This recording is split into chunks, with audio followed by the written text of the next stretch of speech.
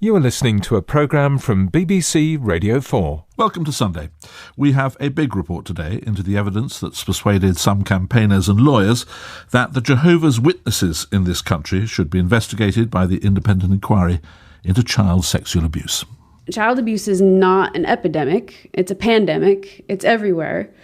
So what can we do to bring the transparency to these organizations to achieve a goal of protecting children? You know, what can we do now? Also in the programme, the Pope in Egypt, our religious affairs correspondent, travelled with him and will join us live. Plus, why this has set off a furious debate about the place of religion in Indian life.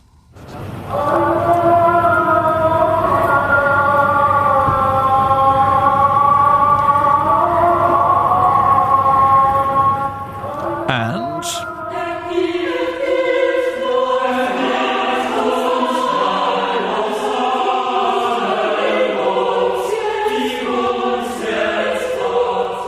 500 years after the beginning of the Reformation, the part music played in the revolution that split the church. The traditionalist Anglican organisation known as GAFCON, the Global Anglican Future Conference, have announced in the last few minutes that they are consecrating what they call a missionary bishop to look after like-minded Anglicans in Britain. The decision was taken at a meeting in Nigeria. Jonathan Peter is the religion correspondent for the Mail on Sunday and has been covering the developments in this area for some time. Morning, Jonathan. Good morning. This move has been sort of talked about for some weeks, hasn't it? It has been in the air for some time, but it was not expected necessarily to take place at this meeting. But the Conservative bishops and archbishops fear that there could be a split in Scotland, the liberal branch of Anglicanism in Scotland, very shortly, because in June, their General Synod, they will expected to vote for allowing same-sex marriages to go ahead in Anglican churches, and there's likely to be parishes splitting away as a result. So the Conservative archbishops have decided to create this missionary bishop, partly to cope with the outcome of that. It's pretty provocative, isn't it? After all, the Archbishop of Canterbury is, in theory, head of the Worldwide Anglican Communion, and a new bishop is being, well, I suppose, sent to poach on his territory, really. It will be seen as provocative by many people because it will be seen as archbishops from abroad intervening in a high-profile way in another part of the Anglican Church. And the archbishop, as you say, he's the first among equals in the Anglican Church, so it will be seen as a challenge to his authority as well. But he's makes his job more difficult, certainly, trying to keep all the factions together when the tensions are increasingly heightened. And we don't yet know who he will be. I'm assuming it will be a he, or indeed what he'll do and how he'll operate. That's right. There has been speculation that someone called Canon Andy Lines, who is already the chair of the GAFCON UK organisation in this country, could be a candidate. Some have even mentioned the former Bishop of Rochester, Michael Nazir Ali. It's not known, however, who will take up the mantle, but they will probably be consecrated in Africa and then come back to this country. At the moment, they won't necessarily pull the nuclear trigger, as it were, by actually going into a Church of England parish and confirming children or something like that. They will probably stand by waiting to see how the situation develops. And what's your sense about that? Do you think this will have, as they say, traction? Do you think parishes will sign up and join, or individual members of Church of England or the Church of Scotland will? I think that there are already a number of parishes who have effectively left the structures of the Church of England. They call themselves still Anglicans, but they can no longer feel they can stay within the structures of the diocese, etc. And those parishes will be ministered to by this new bishop immediately.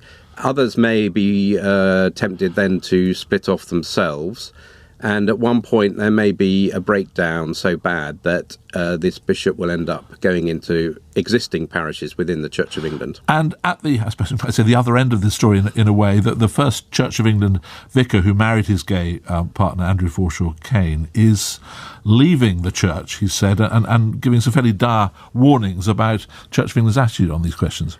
Yes, well, that just shows the depth of divisions. On the one hand, the Conservatives are saying to Justin Welby, you're allowing the Church of England to drift too far towards a liberal view. On the other, Liberals are saying the church is homophobic and completely out of step with the rest of society. And this is the sort of tensions that the Archbishop has to deal with. Jonathan Peter, thank you very much indeed for joining us this morning. No worries, thank you. In India, a public controversy has blown up about the way mosques and temples use loudspeakers. It stirred great passion, and it's been provoked by tweets from a popular musician called Sonu Nigam.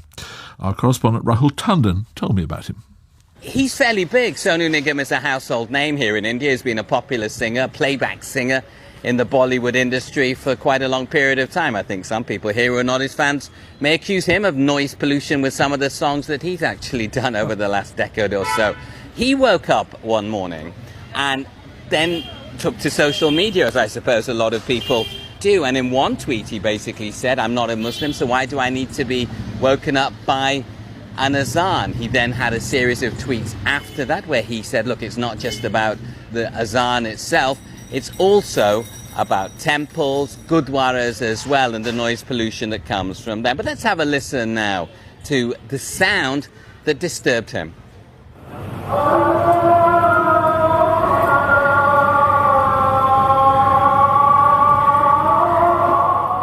That sounds like the call to prayer, is that right? That is correct. That is the Muslim call to prayer, which was coming from a mosque that was close to his flat, which annoyed him because he said it woke him up in the morning. And he said, when will this forced religiousness end here in India? And it's prompted a huge debate over the course of the last 10 days or so about noise pollution. We had a cleric from Kolkata who basically said that Sonu Nigam's comments were against the constitution and that he should be asked to leave this country. He also said he would give a reward if somebody shaved all the hair off his head. Sonu Nigam then shaved the hair off his head himself and said, can I get the reward? But I think there's a serious question here. I mean, you can hear now that it's a fairly noisy street that I'm on, that there's a mosque on it, there's a temple on it. If you go a little bit further down, there's a church on it as well. There's a lot of noise, there's a lot of sound here. But I think there is a debate now about the noise that comes from religious institutions, because many of them, I can see in front of me, have loudspeakers outside them. And when it's time to pray, whatever faith you are from, it can be extremely loud. Just separating the question of religion from the question of noise for a moment, it is, as you say, and we can hear, a noisy old place. Is there much sympathy for him on that score? I think that there is, actually. I think there's a lot of sympathy. I think the issue of noise pollution, whether it's traffic, whether it's prayers, whether it's horns, which there's a lot of here in India, is something that people do want to have tackled. And I think, horns and loudspeakers have something in common at the moment. We see many religious institutions, in a sense, to show their importance, putting louder and louder speakers outside themselves, to almost say, look, we're more important than the temple down the road because we have a bigger speaker. We're more important than the next mosque because we have a bigger speaker for the call to prayers. I've been out on the streets of Kolkata asking people if they have much sympathy for Sonu Nigam. This is what they said. Oh yes, it's very annoying, and I think so there should be a total ban, whether it's coming from a temple or a mosque. The decibel level is an issue. It is an assumption by certain factions and certain sections of the society, taking it on themselves that it is an affront to them. I don't think it was meant to be an affront to a particular section of the society. It was meant in general that decibel levels do hurt people. I live close to a mosque. For me, it certainly is. So I think it's definitely an issue, and he was completely right in what he said. On the other hand, Rahul, it sounds from what you say as if there are also those who feel that religion should be exempt from this kind of criticism, that religion's different and set apart. Yeah, I think there are many people who would hold that view here because it is such an important part of the culture of this country. I think another interesting aspect of what we've seen in the debate that came from a tweet that a Bollywood singer posted in a bit of annoyance early in the morning, is the debate about religion here itself, I think, that we're seeing is growing and growing and growing. I think there's more sensitivity amongst all faiths about debate of any aspect of them. Rahul Tandon.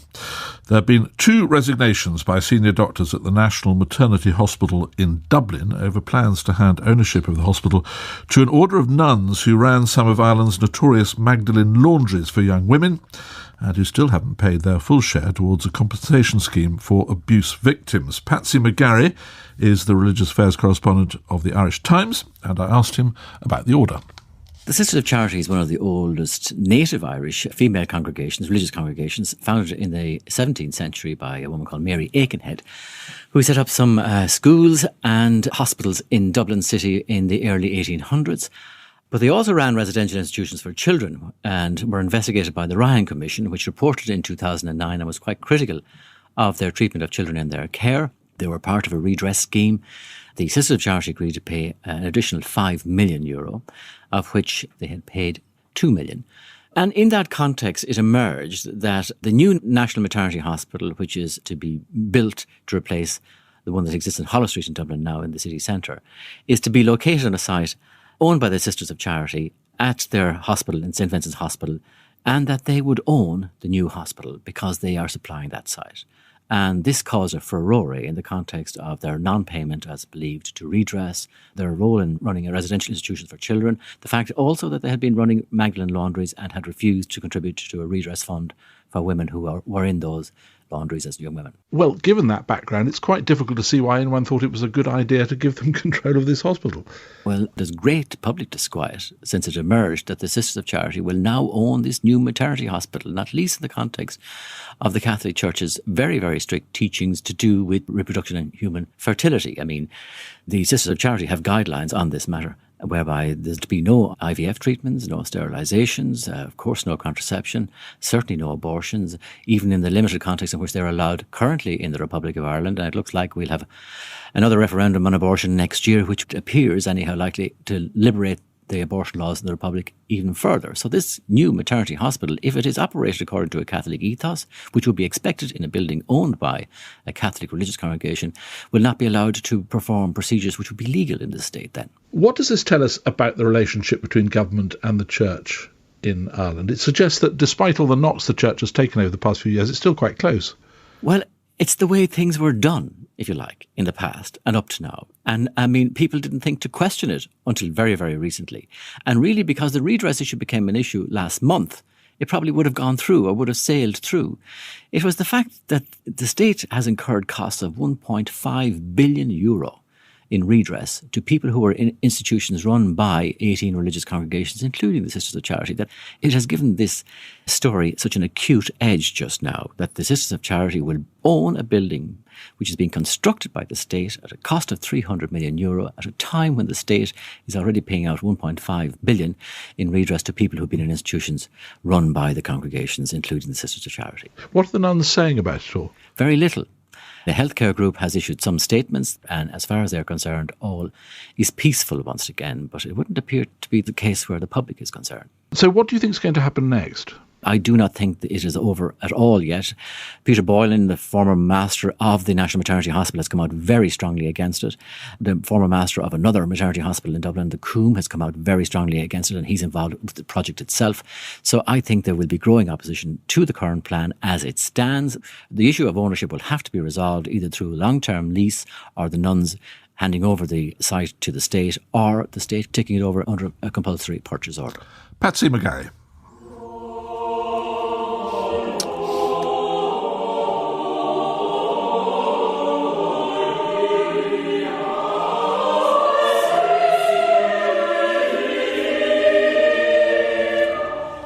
The choir of Caius College, Cambridge, singing Non Moria Sed Vivam, I Shall Not Die But Live, which is thought to have been composed by Martin Luther.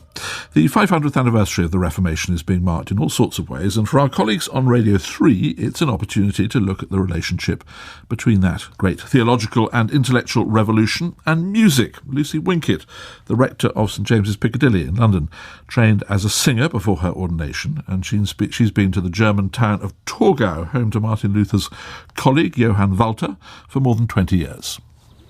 The first purpose-built Lutheran church is not in Wittenberg, where Luther's said to have posted his 95 Theses, but here in Torgau, within the walls of the Hartenfels Castle, once a centre for court music. Johann Walter was a musician at the court. He set many of Luther's hymns to music, and together the two men wrote the first German Mass.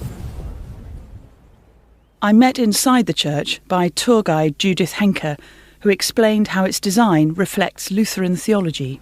So Luther had the idea of having a church following his ideas. So he wanted to have a church as a plain room where the Word of God is in the middle. And so church was built, and Luther consecrated it from that pulpit on October the 5th in 1544. So I'm just looking around the church now. What's striking, there's an altar, but above the altar it's not a crucifix. No. It's music plays a very important role in Luther's church. It's a huge organ. I mean, it's yes. right in the sightlines of everybody yes. watching. Yeah. Luther said, you preach the gospel and you can sing the gospel. And so everybody can understand the words more easily. And it was German. Yeah. So his friend, Johann Walter, and he together, they wrote the first Protestant songbook.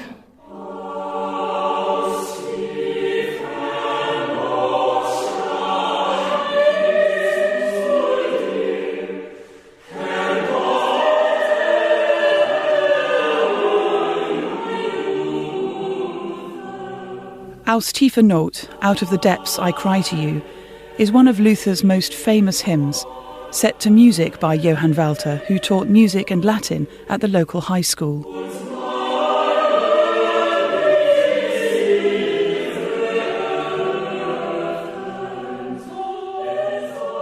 The Word of God was spread with the help of music, and that's why you have to teach children. And you have to teach them the Word of God, you have to teach them the music so that they can spread the music onto the next generations, and therefore it is important to teach it at school.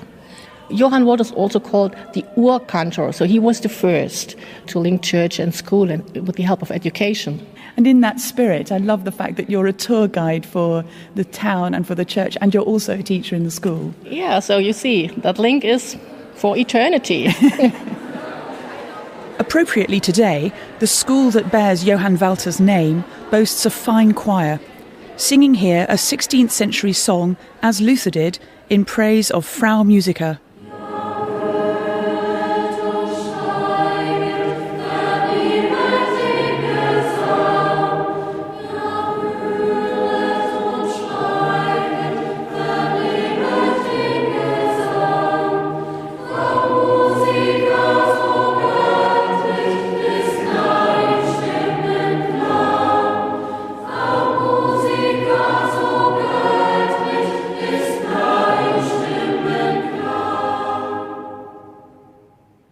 I was joined in Torgau by music scholar Michael Maull to reflect on the Reformers' strategy of spreading their message through music. That happened in a very clever way.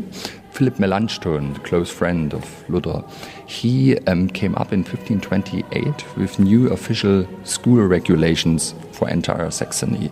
And here it was said that in the school syllabus, music has to play an extraordinary role, 4 hours per week in every school, not only for the boys, also for the girls. And these choirs, consisting of the boys from the school, practice hymns and motets for the Sunday service. How fast did this spread? What was the pace of it? Amazingly fast, because there was a second pillar for this amazing development. That was this idea of the Kantorei. The Kantorei consisting of adult amateur singers. Also did musical practice once a week to present it later in the Sunday service. That was an idea that was copied in all the other central German towns. So within the next 40, 50 years, everywhere such kantorais for adult singers were founded, and many of them still exist, actually. They have a tradition of nearly 500 years.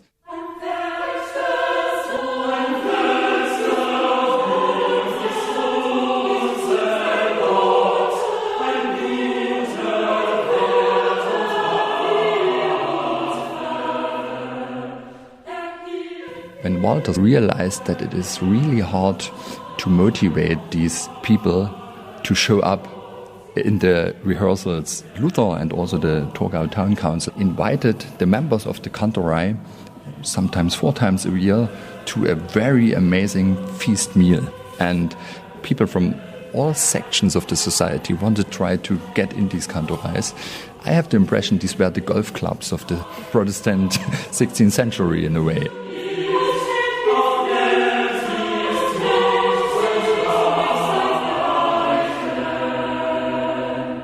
Michael Mall, ending that report by Lucy Winkett. And you can hear her full documentary this evening on Radio 3 at 6:45. It's part of its Reformation season, which runs all week.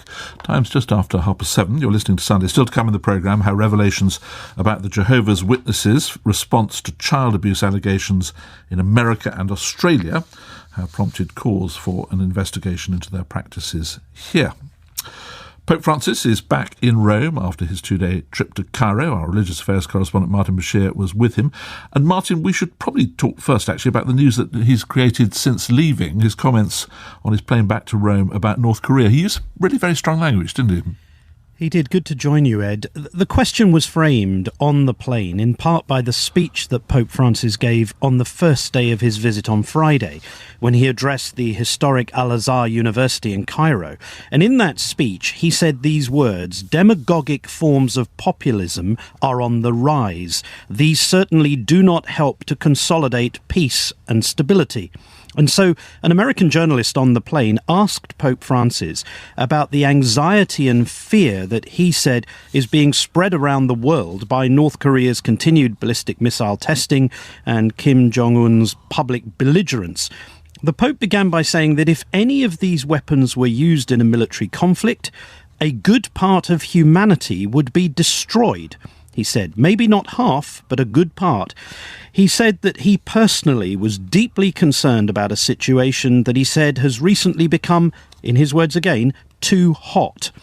He then went on, if I may say so respectfully, in a somewhat staccato fashion, suggesting that the response to any kind of potential military conflict is always mediation, a diplomatic solution, and he then suggested that Norway might be a good mediator in these circumstances. He didn't mention the role of Norway, of course, in the mid-1990s when they brokered an agreement between Israel and the Palestinians that became known as the Oslo Accords. The Pope was then asked if the Trump administration had been in contact. And since Donald Trump is expected to attend a summit in Sicily towards the end of this month, and he answered by saying he had not yet been told if President Trump was going to pay a visit to the Vatican. So I don't think this was a planned strategic intervention by Pope Francis on the tensions surrounding North Korea.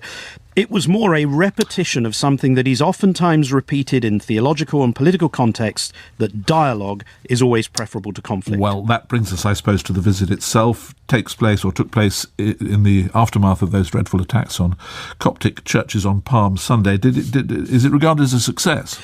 Well, you're right, Ed. Cairo is a challenging environment for any Christian leader. When President Sisi announced a 3-month state of emergency following those twin bomb attacks on Palm Sunday, it was almost an acknowledgement that the persecution and murder of Christians in Egypt had become a near quarterly occurrence.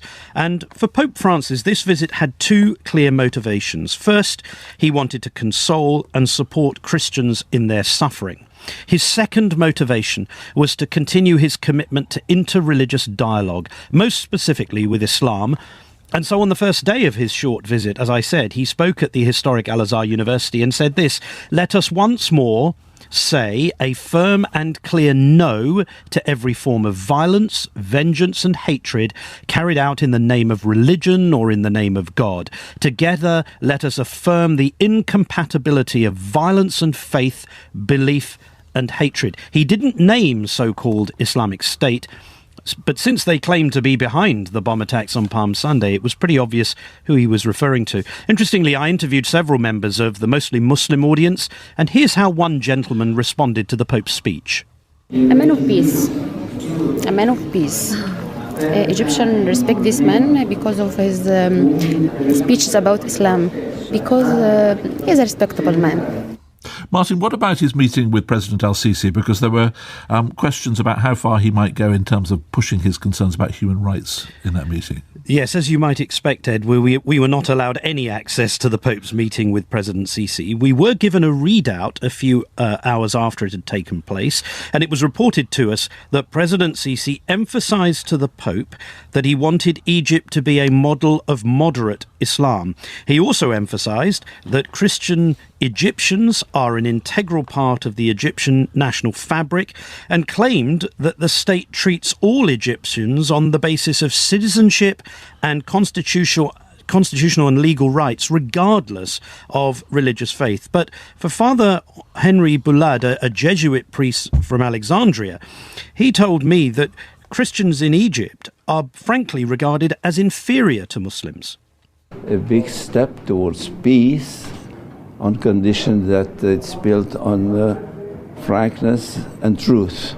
Otherwise, they're going to continue this deaf dialogue or kind of monologue which has started 50 years ago and has led to nothing up till now. I don't want to be a second-class citizen in my own country. So as long as the source of inspiration of the Constitution is Islam, I don't feel at home. My country, Egypt, was Christian before being Muslim. So I ask to be at home, and I don't want a religion to prevail over another religion. And Martin, quick final word. People have often pointed out he's getting on in years. How did he look? How was he on the trip? I thought he looked, going out, I thought he looked energised. Coming back, he was extremely tired. It was a 36-hour visit with no less than 7 addresses. Quite something for somebody of his age. Martin, thank you very much indeed for joining us. Should the independent inquiry into child sexual abuse investigate the Jehovah's Witnesses? We're devoting the rest of the programme to a special report on why some campaigners and lawyers think it should. Their calls come after revelations that branches of the religious organisation in Australia and America have kept a database of alleged abusers for decades, and that they don't alert the police to any allegations of abuse that they receive. David Cook reports now on what one respected lawyer calls the molestation files that the Jehovah's Witnesses are fighting to keep secret. He begins with the story of Nick French, whose ordeal began when he was 7 years old, and his mother joined the Jehovah's Witnesses. Not long after my mum became a Jehovah's Witness, she was a single parent by then, she met a male Jehovah's Witness who she subsequently married, but it turns out that he was a paedophile. And even before they got married, he started to groom me, and I underwent physical, mental and sexual abuse. Nick's abuse continued for 5 years. Even though he was going to the local school, he says he was unable to tell anyone what was happening to him because of the religion's teaching about the outside world. Anything outside the world of Jehovah's Witnesses is an evil place. You would go to school because the state says that you're to go to school. You certainly wouldn't be involved in anything out with the group because it's under the control of Satan the devil. And you would just limit any association with people outside of the organisation. Globally, there are around 8 million Jehovah's Witnesses. The largest number are in America, where the Watchtower, the organisation's headquarters, is based. Being a Jehovah's Witness is a way of life for everyone, and you're expected to follow all doctrines issued by the governing body. Life doesn't only just revolve around it. That is your family. That is your spiritual family. That's all you know, growing up. Candace Conte was also abused by Jehovah's Witness. Years later, she discovered that senior members of the congregation knew he was a convicted child abuser. Jonathan Kendrick was a member of our congregation. He had a way of being very forceful and seemed to take a really big liking to the kids in the congregation. And he ended up molesting me over a course of a couple of years. And, I think at that point in time, I was too afraid to really say anything. There was a lot of turmoil in my own family, and I was scared. Eventually, Candace and Nick found the strength to ask for help to stop the abuse. But when they went to the senior leaders in charge of the congregation, this is what happened. I did speak to my mum, who spoke to the elders within the congregation on several occasions, but because of the fact that there was no other witness to what was going on, and it was my word against his, nothing was done about it. I pretty much got shut down. I was talking to a brick wall. And the first and foremost, they had said that before we're going to even listen to what you say, you need to tell us what happened, and we need to prove that it happened to you in the first place. At that point, that was when the two-witness rule that you may hear a lot about came out. The two-witness rule comes from Scripture, according to Jehovah's Witnesses, that you can't ruin somebody's reputation or throw them in prison simply because one person made an accusation. So you need more than one witness, hence the two-witness rule. This is Trey Bundy. He's from the Center for Investigative Reporting in the United States, and he's also been trying to break through the wall of secrecy built up by the Jehovah's Witnesses. When somebody comes forward with an allegation of child abuse, if there are not two witnesses to that crime, the Jehovah's Witness elders don't do anything about it. And they say, basically, we're going to leave this in the hands of Jehovah. The problem is child abuse almost never happens in public or in front of witnesses. So most of these cases go uninvestigated, even within the organization. Having been a father of an abuse victim, it has come to my notice that this is not an isolated case. In fact, the more we look into it, the more that we realise that child abuse amongst Jehovah's Witnesses is at an epidemic level. John Viney was a Jehovah's Witness for 50 years and served as an elder, a pastoral leader, for much of that time. Like many of the people I've spoken to, he stresses that the vast majority of Jehovah's Witnesses are good, honest people. But when it comes to investigating allegations of child abuse, elders do not have the proper skills. John left the organisation after his daughter Karen was abused by an elder. They are not trained to deal with it. There is no training to deal with such things. You try to be loving and kind and understanding, and you would hope that. And that is true. Elders are encouraged to be good listeners. But as for helping abuse victims, whether they need psychological help, whether they need help in removing them from the bad situation that they're in, we were never qualified to deal with that. According to the Jehovah's Witnesses' own child safeguarding policy for the UK that was published in January this year, when an allegation of child abuse is made, elders are instructed to call the Bethel, the organisation's headquarters in London, and ask to speak to the legal department for advice. The policy says that they do not condone child abuse under any circumstances. They also consider it to be a serious crime and a sin, and say that anyone committing it would face expulsion from the congregation. Yet there is no direct instruction to report the allegation to the police. This isn't illegal. There is currently no legislation in the UK for the mandatory reporting of allegations of child sex abuse. You're not going to get Jehovah's Witnesses going to law enforcement and reporting. It's much more uncommon than it is otherwise. Erwin Zolkin is based in California. His law firm has filed over 20 child sexual abuse cases against the Jehovah's Witnesses. He's fighting to change how reports of abuse are handled by the leadership of the organisation.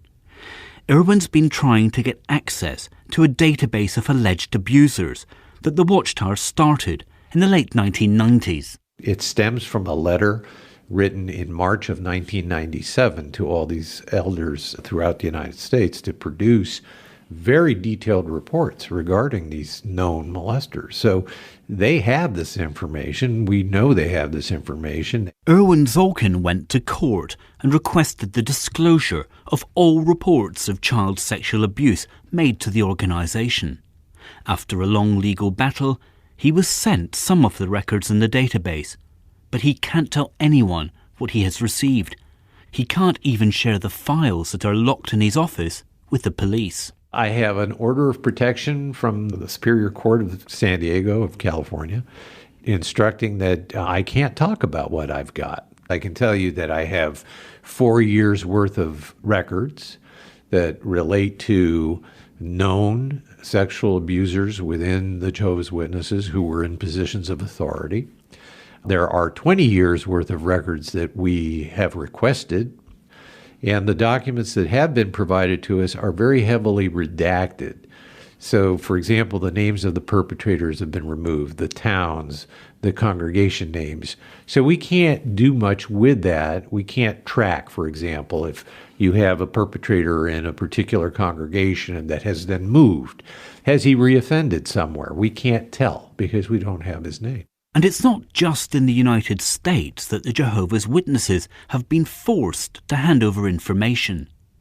In Australia, the Royal Commission into Institutional Responses into Child Sexual Abuse held a hearing into the organisation. The case report, published in October last year, was highly critical of the organisation's safeguarding policies and practices, including the two-witness rule we heard about earlier. Documents showed that since the 1950s, there could be as many as 1,800 victims of child sexual abuse in Australia. The organisation also knew of over 1,000 alleged abusers, and they admitted to the Royal Commission that not one of them was reported to the police. If such evidence exists in Australia and the United States, what information does the Bethel, the London headquarters of the Jehovah's Witnesses, hold here in Britain? Lawyer Irwin Zolkin and former elder John Viney are convinced that a database of alleged and known abusers is being held. I know it does. I've spoken to Jehovah's Witness elders within the last couple of weeks to confirm what they have to do if a matter of child abuse comes into their knowledge. There are particular forms that have to be filled out. Some of these now are done electronically, so not necessarily on paper. Even someone that is accused of child abuse, their name and their actions has to be relayed to Bethel so that Bethel keep these on file. They do that because if the abuser was to move to another congregation, at least they would have a record of that. So there is absolutely no doubt that within the Bethel in London, they have what I know would be thousands of names. I think it absolutely exists. I don't think this is a policy that's just limited to the United States. I think that for the same reasons that they've demanded to have this information in the United States, they would require it in all of what they call their branches, which is wherever they have Jehovah's Witnesses.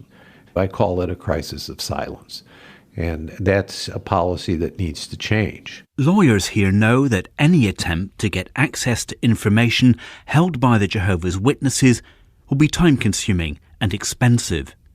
In 2014, the Charity Commission launched investigations into the Manchester New Moston congregation and the UK headquarters of the organisation. They wanted to look at their safeguarding policies and check how they managed child abuse allegations. Harvey Grenville, the Charity Commission's head of investigations, says it was a frustrating experience.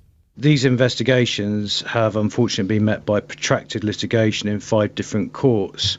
We accept that charities can, of course, pursue challenges to some of the decisions that we've made, but this level of litigation has been unprecedented and has frustrated the pace of our investigations.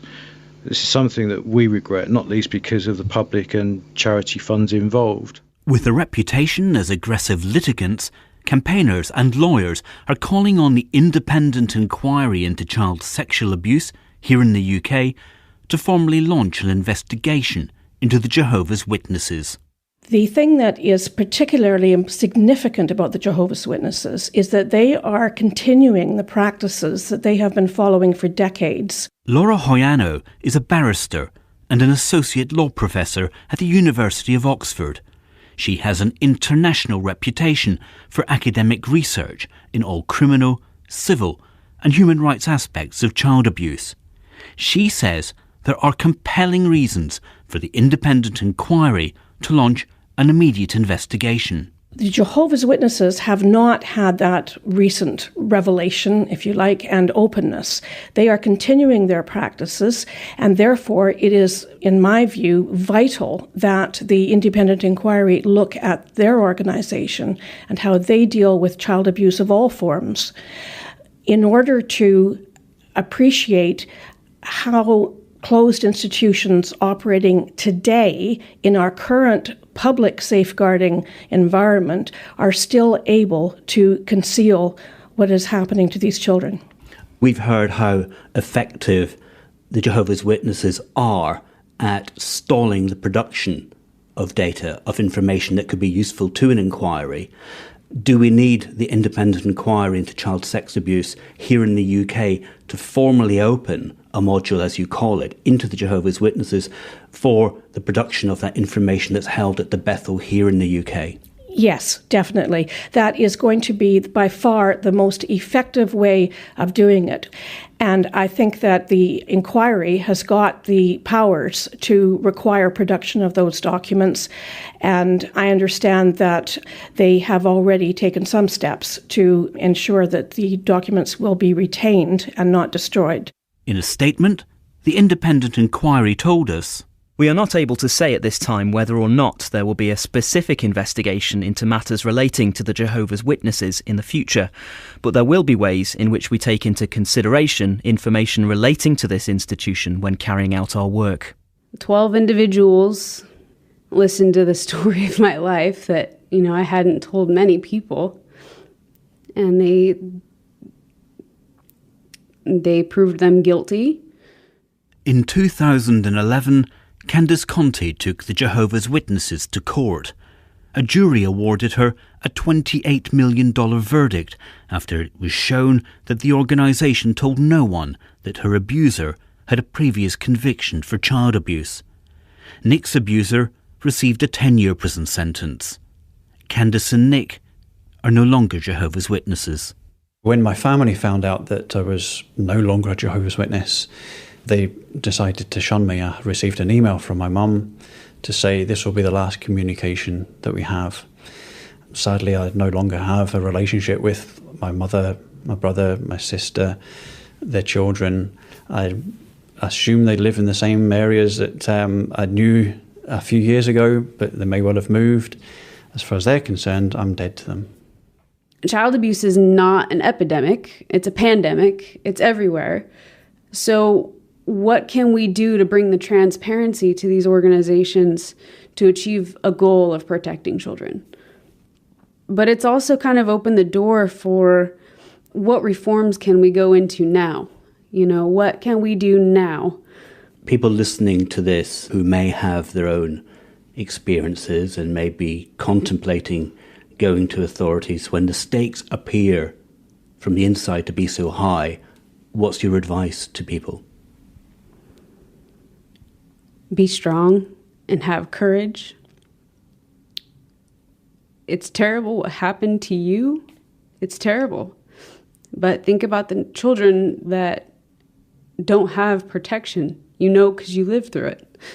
So be strong and have courage and try to stand up. And it's tough. It's hard. I'm not going to deny that.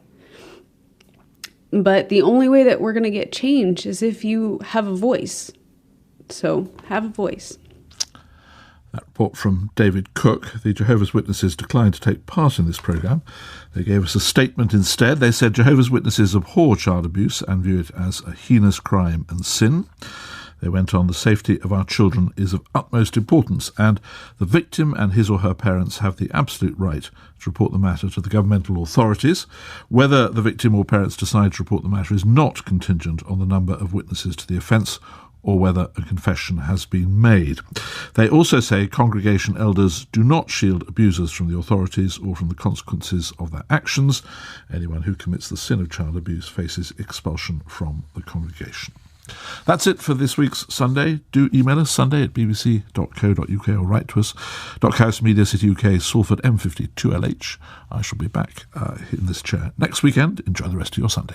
You can download many more BBC Radio 4 programmes for free. Find these at bbc.co.uk/Radio 4.